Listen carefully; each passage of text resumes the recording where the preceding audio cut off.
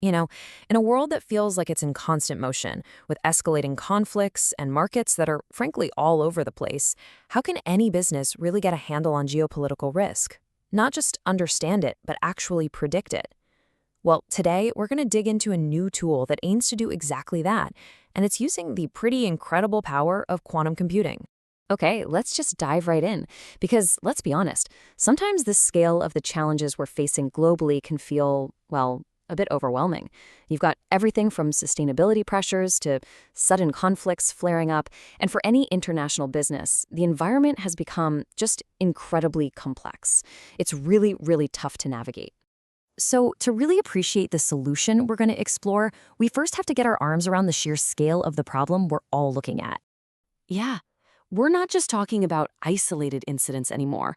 A trade dispute in one corner of the globe can create this massive ripple effect, a tidal wave that disrupts supply chains on the complete other side of the world. Political instability somewhere can shut down factories overnight. It's all connected, and these waves impact everything: operations, market access, you name it. And this isn't just a theory, not at all. This chart right here, it's based on a survey from the World Economic Forum, and it shows you exactly what's on the minds of global leaders. What are their top short-term worries? Misinformation and disinformation, extreme weather events, and yeah, the very real threat of armed conflict between countries. This is what's keeping decision makers up at night. And these big global risks, they aren't just floating around in the abstract. They are concentrated in these really critical hotspots that have ripple effects across the entire global economy. I mean, from the war in Ukraine messing with energy markets to tensions in the Indo-Pacific threatening the very heart of our tech supply chains. These regional issues have for sure become everyone's problem. So the big question is, how do we go from just, being aware of these risks to actually managing them? How do you take all of this chaos and organize it into something a business can actually use to make smarter decisions? Well, first things first, we need a crystal clear definition. We've got to move past just the dramatic headlines. Geopolitical risk is really anything tied to political, economic, or social instability that directly threatens a company's day-to-day operations and, of course, its bottom line. It's all about tangible, real-world impact. Traditionally, the experts break these risks down into these 5 interconnected buckets. You see, a political event can trigger a regulatory change, and that in turn creates economic risk. And then you have the direct security threats and, of course, the huge risk to your brand's reputation woven through all of it. It's a complex web. But here's the thing, here's the problem. Trying to track that tangled mess with the old school methods is often just too static, way too slow for the speed of today's world. And that is exactly where a new approach comes into play. Now, what's so cool about this slide is the contrast it shows. The old way, that relies on these static, yearly reports that are basically out of date the second they're published. The ISR approach, on the other hand, is dynamic. It's predictive. It's not about writing some academic paper. It's about providing a concrete, tailored tool for making specific business decisions right now.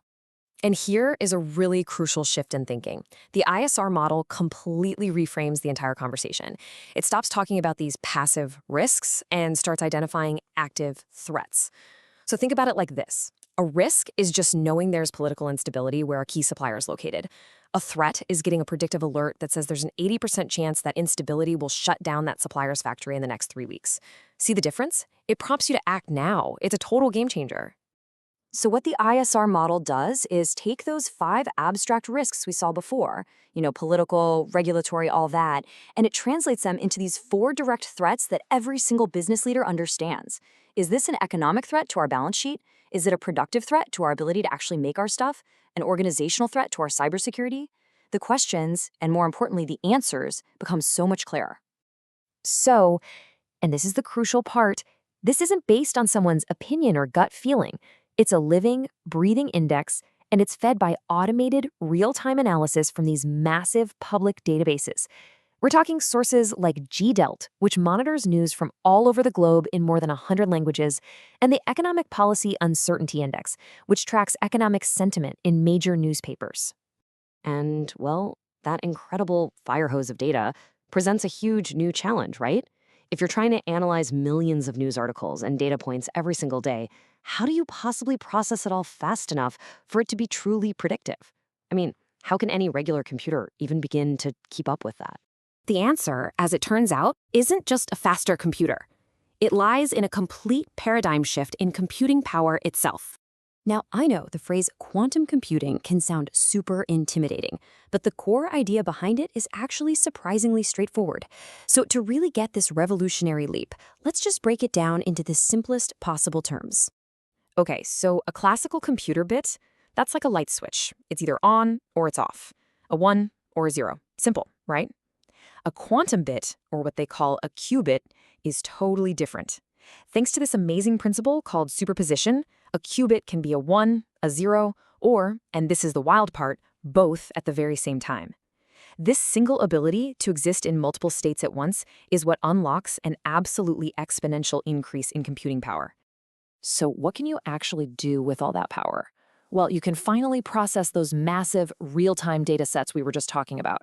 You can run incredibly sophisticated what-if scenarios with countless variables. And maybe most importantly, you can build predictive models that are able to spot the faint signals of instability before they erupt into full-blown crises. It lets us move from just being reactive to being truly predictive. And listen, this isn't science fiction anymore. The Isr Index project is already using existing frameworks like PennyLane to build what are called hybrid models. These combine the strength of classical computers for stuff like prepping data with the raw power of quantum processors for the really complex parts. They're harnessing this power for practical business applications today. So when you put it all together, what does this actually mean for the future of business strategy? How are companies going to navigate this chaotic world from now on? It really is a fundamental transformation. Risk management stops being just a defense mechanism, a cost center that just reacts to bad news. It becomes a strategic advantage. It becomes a tool that actually fosters resilience, helps ensure sustainability, and allows a company to move forward with real confidence, even in an uncertain world. And really, that's the bottom line here. In our modern, completely interconnected world, the ability to anticipate and adapt, that's not just a nice-to-have skill anymore. As this quote puts it perfectly, it is an essential strategic competency. It's about survival, and it's about success.